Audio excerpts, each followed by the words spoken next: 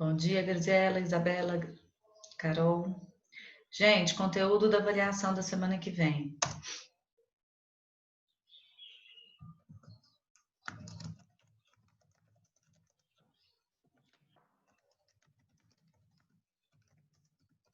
Dia 18/8.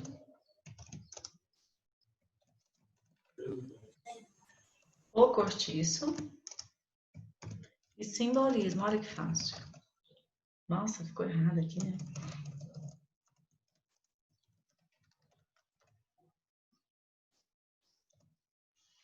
Tranquilo?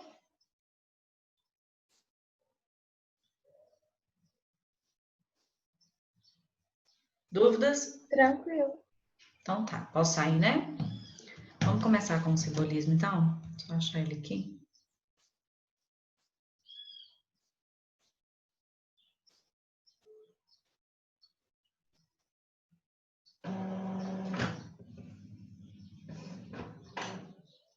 Bom dia, Daniel. Bom dia, Gabriela. Os slides do simbolismo, posso mandar, Giovana. Oi, os primeiros não deu tempo de copiar aquele dia. Eu acho que eu só expliquei, nem deu. Eu nem esperei mesmo, não. Bom dia, Iago. Beleza. Oi, Camila, tudo bem? Tá bom, Iago. Vou fazer chamada ainda, tá? Só um minuto, só tô achando o simbolismo aqui. Minha impressora tá conversando, vocês estão ouvindo?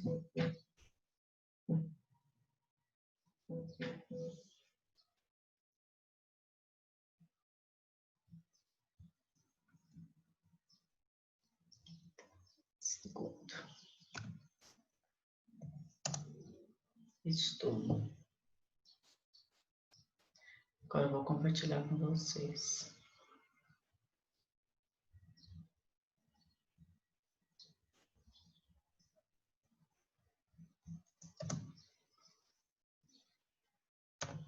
Deu aí?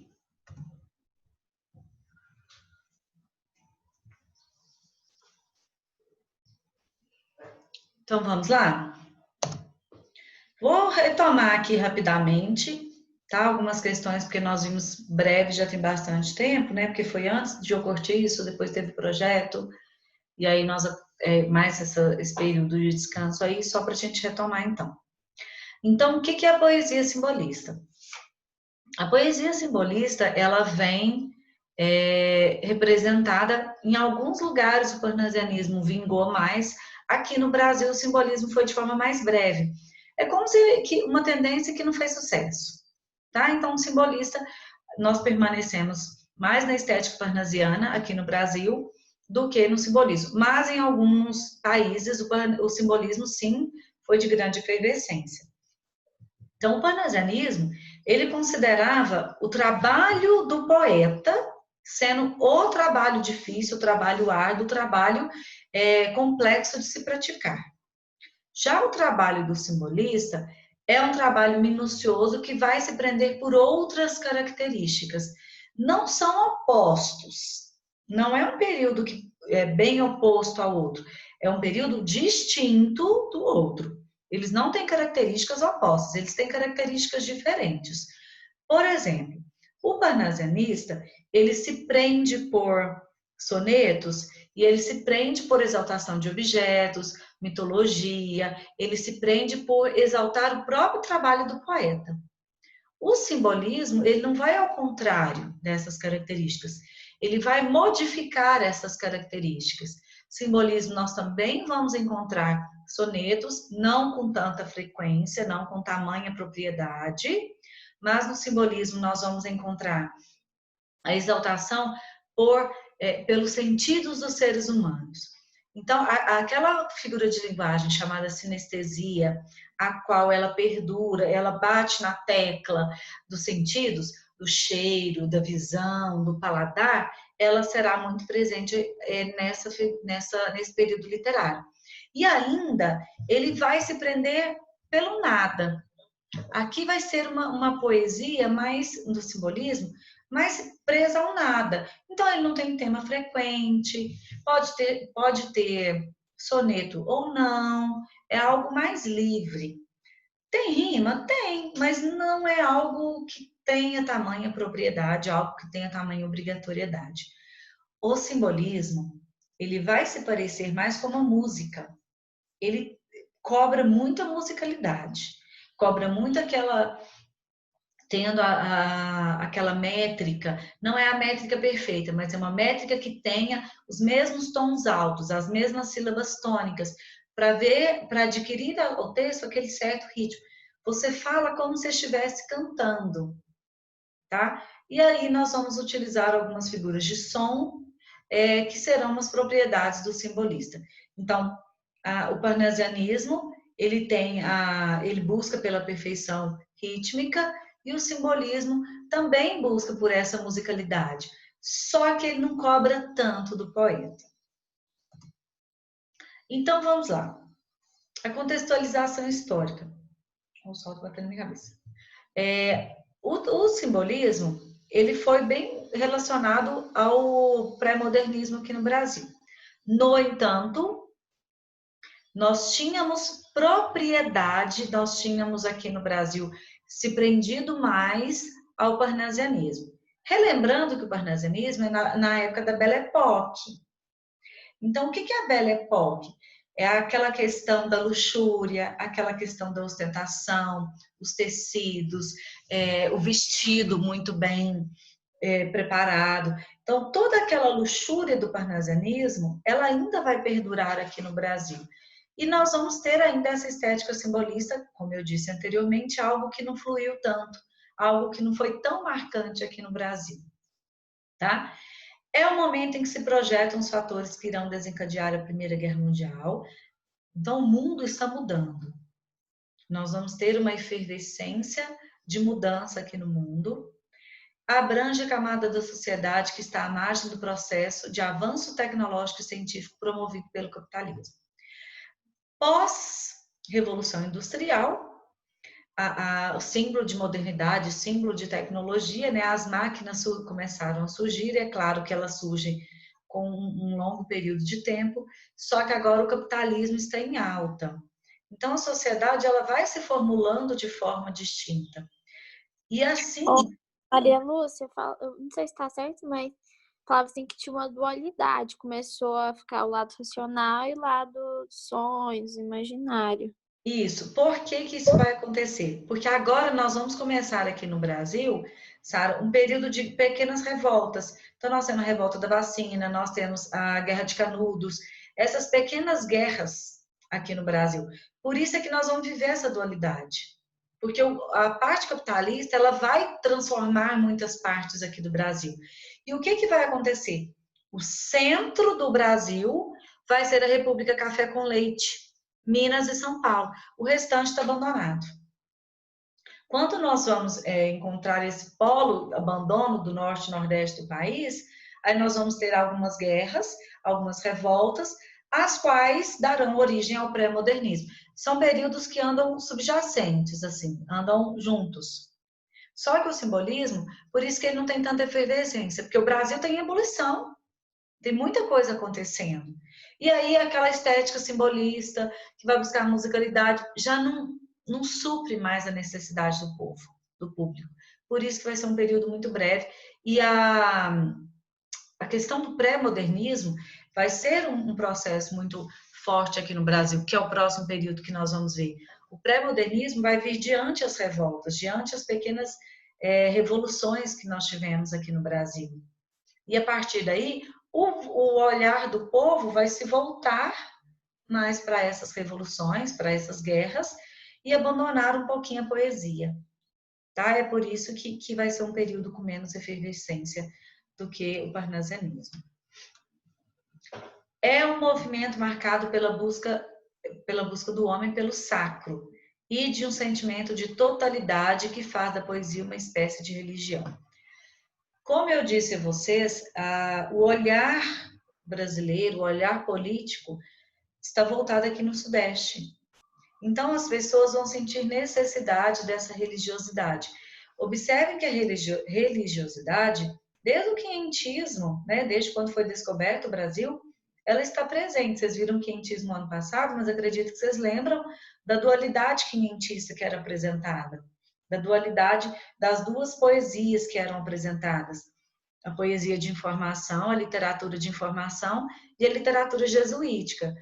A literatura jesuítica, surgida lá no quinhentismo, ela não vai perdurar a mesma, mas aquela busca pela religiosidade, ela ainda vai aparecer desde lá dos primórdios do descobrimento do Brasil. Tá? Então, o simbolismo ele vai ver esse lado mais religioso, esse lado angelical, vamos assim dizer. Porque o parnasianismo, ele se prendia à mitologia grega. Aqui vai se prender mais ao cristianismo. Olha só, seu objetivo era ter como base a sugestão, criação de imagens fluídas e a apresentação subjetiva da realidade. Essa palavrinha aqui vai aparecer em muitas situações. A apresentação subjetiva da realidade é a minha visão da realidade. E não é uma visão direta, é uma visão fantasiosa, ilustrada, sonhada. É onde a Sara colocou agora. É a mistura desses dois polos. O sonho entra nessa subjetividade. Observem essa imagem que ela não está completamente nítida. Ela está por entre nuvens, ela está nevoada. É esse o ponto central do simbolismo. Não é nada claro, não é nada nítido, é algo místico. O misticismo vai aparecer, que é algo como se tivesse uma nuvem encobrindo ainda a nossa visibilidade. Pode falar. É como se fosse um mistério, né? É um mistério, ele está encoberto. Tudo que nós estivermos vendo, nós estamos vendo através de uma nuvem. Nós estamos vendo sem tamanho nitidez. Tá? É isso que vai aparecer aqui. Vamos lá. Características. Isso aqui eu espero que vocês copiem, que é importante, tá? Bem importante, por sinal. Maria Lúcia, tem como você voltar 2 slides só para tirar um print? Tem. Bárbara, eu tirei. Gente, quem tirou Obrigada. de todos, me manda, por favor. Eu envio o slide todo, vocês não preferem? Mas você manda no final da aula, Maria Lúcia, porque sempre os professores falam que vai mandar e nunca manda. É porque às vezes a gente manda no meu Bernoulli e vocês não olham, né? Não. Eu mando no final dessa aula. Já tá acabando, o simbolismo é pouco. Tá vendo? É só... Bruno até hoje não mandou. Eu? Não, Bruno. Ah, não, eu mando. Vamos lá, até porque eu quero o caderno organizado para vocês me enviarem depois. Características do simbolismo. De novo, eu vou voltar naquela, né? O subjetivismo. A minha visão da realidade. Aqui não vai ser nada exaltado, nada enaltecido, não, tá? Como nós tínhamos em outros períodos. Linguagem vaga. De novo, nós vamos nos prender a essa situação. O vago, nada muito explícito, muito nítido, tudo meio assim, eu quero, mas não quero, gosto, mas não gosto, mas não é, sabe? Que ele roda em círculo e não fala nada. Considerações, metáforas, aliterações, comparações e sinestesias. Vamos relembrar essas figuras de linguagem? Alguém está falando alguma coisa no chat? É só para mim ou é para todos? Eu tenho que sair. Não, é a Gabriela falando assim, que era pra mandar o negócio no Bernoulli, mas você já falou assim que vai mandar. Eu ponho no grupo. Não, pode deixar que eu ponho no grupo. Vamos lá, gente. Metáforas, as comparações indiretas. Todo mundo lembra o que é aliteração e assonância? Eu esqueci. Sim. Então, isso aqui você não consegue interpretar texto do soneto, do simbolismo sem saber, tá? Eu vou mandar no grupo. Vou ver uma videoaula. Hã? Eu vou ver uma videoaula na internet. Vamos lá. Assonância. E aliteração. Repetição, sugiro que anotem. De sons vocálicos. Lembra que eu falei que vai parecer que é uma música? Porque tem muita repetição de sons vocálicos e repetição é o maior exemplo, eu tenho certeza, de som consonantais. Nossa, que dificuldade. Tenho certeza que na hora que vocês foram estudar a literação, a professora passou para vocês o exemplo do simbolismo, mas na época vocês não sabiam que era simbolismo, tá? Seja lá no 9º ano ou no 1º ano. Vozes veladas, veludosas vozes veladas, volúpteas vozes. Isso é um exemplo de aliteração, poema típico do simbolismo, tá? A aliteração e a assonância, eu vou até anotar outra figura de linguagem também que é muito presente aqui. O que é a sinestesia? Alguém lembra? Professora, Oi, Daniel. essas figuras de linguagem de sinestesia, literação e assonância, tá lá na página 80 lá do livro. Tem explicado? E a sinestesia? É só para falar mesmo, para... Se alguém quiser, né? Obrigada. E a sinestesia é aquela figura de linguagem que trabalha com sentidos. Visão, olfato, paladar, por aí vai. Tá? Tenham em mente essas figuras de linguagem. Se tem no livro, é porque é importante mesmo, porque todas as obras do simbolismo vão ter isso aqui. Então, você não vai conseguir interpretar uma obra se você não tiver isso em mente. A característica simbolista dessa obra, tá? É certeiro. Voltando aqui, então. Uso de sonetos, prioridade, mas não é algo tão forte. Misticismo, que é aquilo que não vai deixar nítido, é aquilo que não vai deixar claro, é algo místico, é algo transcendental, vai voltar muito para o transcendente mesmo. A religiosidade, como nós já dissemos anteriormente, aqui vai nos prender como se fosse uma oração, como se fosse algo religioso, a própria poesia. Interesse pela loucura humana. Olha só, esse interesse pela loucura humana, assim como o pessimismo, já vai me ligar na última característica, que é a retomada de elementos românticos, tá? O interesse pela loucura humana se dá no momento em que não tem a nitidez, que não tem a claridade dos fatos, a claridade do acontecido. Então, como não tem algo ordenado, parece que é algo louco, é algo desordenado. Esse momento é esse interesse pela loucura humana. É a questão da falta de claridade, é a questão da falta de nitidez, é a questão da desordem das ideias. Tá? E isso é uma característica presente aqui no simbolismo, que vai aparecer mais nesse período literário mesmo. O pessimismo... Maria Lúcia. Oi. No parnasianismo só tinha poema, né? No simbolismo tem prosa e poema? Não, só poema também. Só poema também. A prosa vai aparecer no romantismo, depois eu faço as duas linhas de novo, as linhas literárias. No romantismo, no realismo, naturalismo, e agora só surge no pré-modernismo. Tanto é que no pré-modernismo nós vamos ter que relacionar lá com Machado de Assis. Tanto que vai lá atrás. Eu faço as duas linhas daqui a pouco para você. De novo, tá? Deus. E aqui a retomada dos elementos românticos no sentido da melancolia, da tristeza.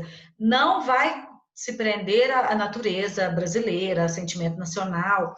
Essa retomada de elementos românticos, anotem aí, é a melancolia, a tristeza, o pessimismo, tá? É o único aspecto romântico que nós vamos ter. Nada de exaltação, de sofrimento amoroso, não. Aqui é mais o sentimento visto com tristeza. Aqui eu coloquei de novo as figuras de linguagem, as 3, né? Coloquei algumas tirinhas para a gente relembrar aqui. Minha mãe amassa. Amassa só? Sim, amassa só a salga, a massa. Amassa só e salga a massa. A massa se amassa na mesa. A massa é sã. Sim, essa massa é sã. Peraí que tá na frente. Não vou... O bom de ir para a escola é que a gente pode ter conversas literárias. Então, olha só, repetição do A e do S. Prestem atenção que é o som, tá? Não é o S em si. Então, massa, amassa, mesa, salga, sim. O som do S é uma literação. Amassa, massa. O som do A é uma assonância. O poema do simbolismo é parecido com essa tirinha aí. Aquela repetição de sons em várias situações. É claro que não é o poema inteiro, tá? Às vezes é só uma estrofe, às vezes são só 2 versos, mas é sempre essa repetição de sons. Ele surge para nós como uma musicalidade. E o rato roeu a roupa do rei de Roma. Cebolinha, você aprendeu a falar. O rato roeu a roupa do rei de Roma. Claro, não é ele que está falando. Então, o som produzido do R também é uma literação. Então, a repetição sonora. Autores. Apresento-lhes Cruz e Souza e Alfonso de Guimarães. Escreve dessa forma mesmo. Apenas os únicos 2 autores que nós temos aqui no Brasil.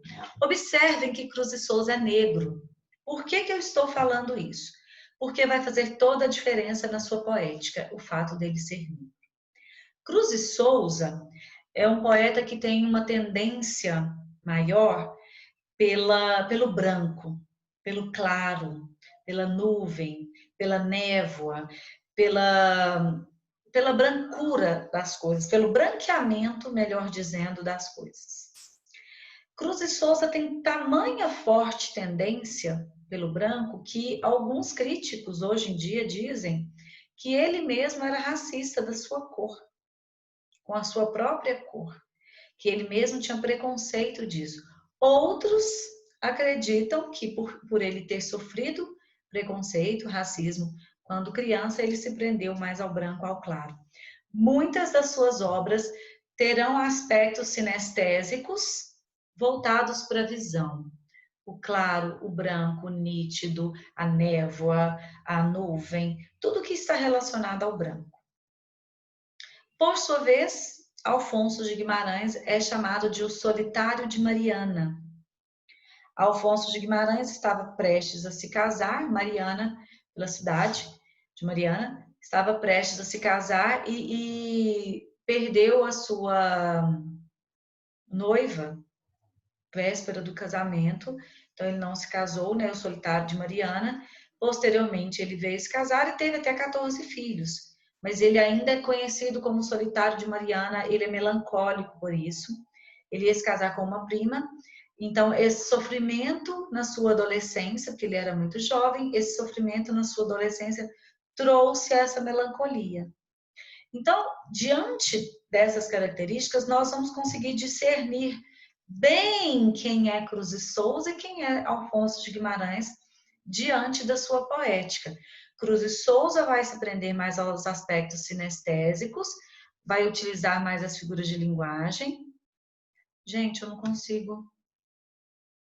Eu vejo que está piscando o negócio para mim e eu não consigo ver o bate-papo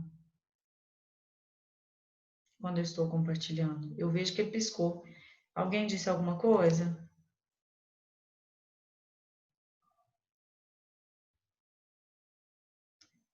Alguém no bate-papo? A Gabriela mandou assim: a prima dele morreu ou abandonou ele? Não entendi. Morreu. Não, ela morreu à véspera do casamento. Morreu.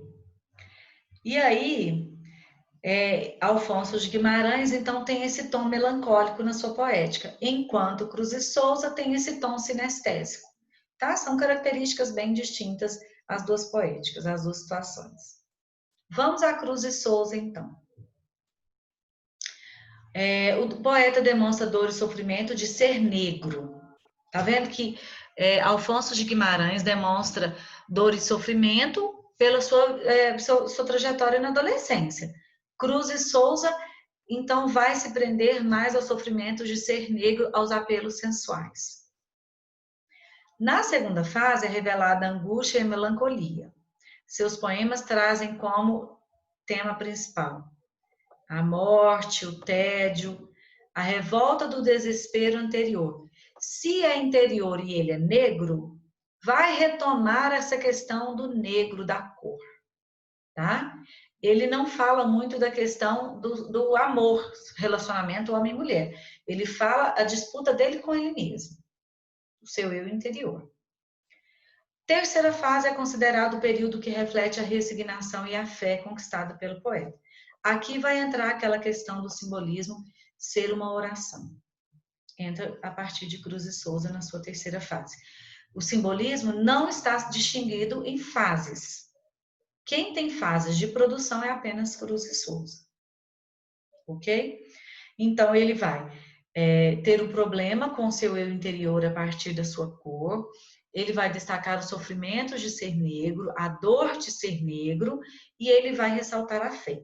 São aspectos da poética de Cruz e Souza. Vamos lá. Alguém vai declamar, por favor?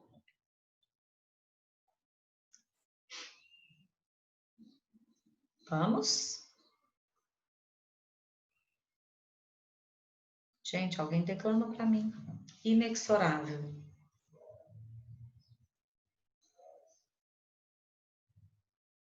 Bárbara? Oi. Você declama, por favor? Eu leio. Então, lê, declamando. Eu leio. Inexorável.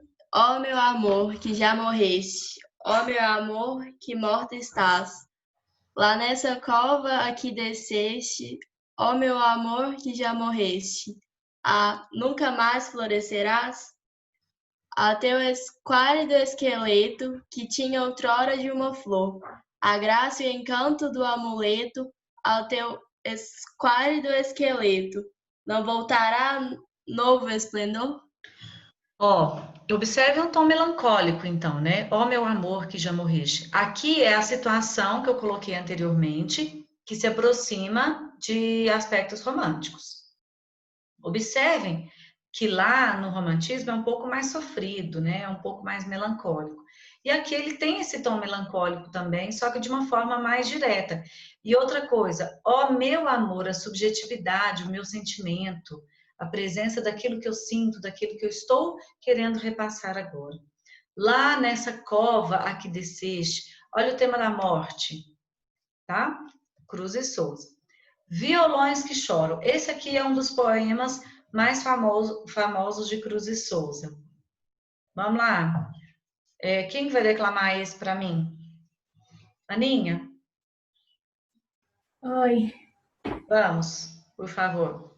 Violões que choram. Ah, plangentes violões dormentes, mornos, soluços ao luar, choros ao vento. Bocas murmurejantes de lamento. Noites de além, remotas, que eu recordo. Noites da solidão, noites remotas, que nos azuis da fantasia bordou, vou constelando divisões ignotas. Vozes veladas, veludas vozes, volúpias dos violões, vozes veladas, vagam nos velhos vortices velozes, dos ventos vivas, vãs vulcanizadas. Tudo nas cordas dos violões se ecoa, e vibra e se contorce no ar, convulso. Tudo na noite, tudo calmo, clama e voa sobre a febril agitação de um pulso. Observem que aqui é uma situação daquelas que não é nada muito nítido, né? Ele anda em círculo, ele fala e não fala nada, ele começa uma coisa, ele muda para outra. E aqui eu coloquei só um trecho do poema, porque eu quero destacar isso aqui, ó. Vozes veladas, veludosas vozes, volúpias dos violões, vozes veladas, vagam nos velhos vórtices velosos. Que exemplo de figura de linguagem eu tenho aqui?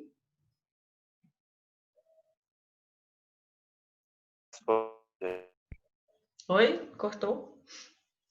Assonância? Nossa, eu preciso dessas figuras de linguagem. É a repetição dos sons consonantais. Tá vendo que o som do V é muito presente?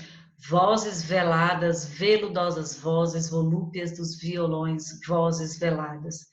Vagam nos velhos vórtices velozes dos ventos vivas, vãs vulcanizadas. A repetição do V, então é uma literação, tá?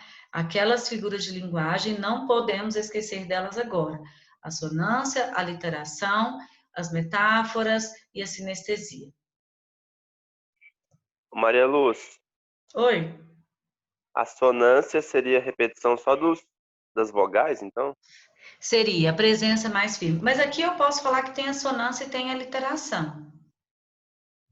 Tá, ó. Vozes veladas, veludosas vozes, o ó, volúpias, violões. O ó é muito forte em algumas palavras. Eu posso falar que tem as duas aqui, mas a literação é predominante devido ao som do V. Alfonso de Guimarães. Alfonso de Guimarães. Então, o Alfonso de Guimarães também vai falar a questão da morte, tá? O tom de Alfonso de Guimarães é um pouco mais melancólico. Seus versos refletem a preocupação pelo sentimento religioso e pela meditação cristã. Alfonso de Guimarães vai voltar também naquela questão da fé, da religiosidade, da oração. A escolha de temas, de novo, a morte, a dor, o sofrimento advém da sua própria história. Então, essas questões também vão aparecer na poética de Alfonso de Guimarães, tá? Um pouco mais melancólico. Soneto do Silêncio. Alguém pode fazer o favor de ler? Mateus?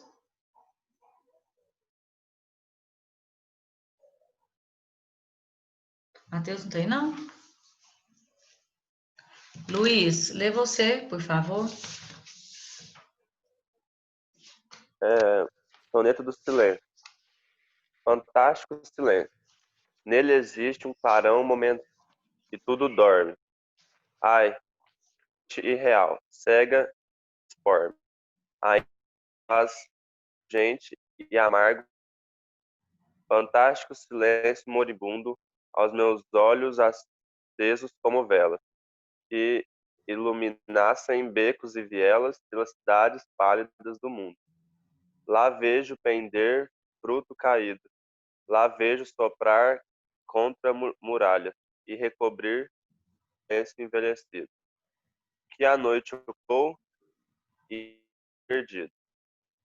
Lá vejo oscilar nas cordoalhas de algum veleiro desaparecido. Tá vendo? Que às vezes fala e não fala nada. Então, essa é uma característica do simbolismo. Fantástico silêncio. Ok, nele existe um clarão momentâneo. Olha o clarão, o claro, a sinestesia. E tudo dorme. Ai, que a noite real cega e disforme, ainda o faz mais pungente e amargo e triste. Então, a noite está lá toda no silêncio e isso torna mais amargo e triste. É o tom melancólico de Alfonso de Guimarães, voltado à sinestesia. Observem aqui que tem um pouquinho, né? O silêncio, que é a audição, o clarão, que é a visão, tem um pouquinho das questões sinestésicas nesse poema. Aqui é outro poema de Alfonso de Guimarães. Ele mesmo tem dó dele. Então, ele é sofrido, tá? Ele mesmo tem... aqui é só um trechinho, ele não é curtinho assim, não. É só um trechinho. Ele mesmo sente piedade do que aconteceu com ele e parece que é algo que ele não consegue passar por isso nunca. Ele sempre está sofrido. A Catedral, quem pode ler? Vai, Sara. Deixa eu ler. Pode. Participei hoje.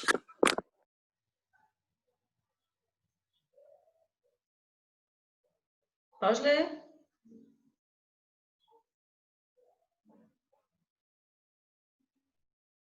Vocês estão me ouvindo?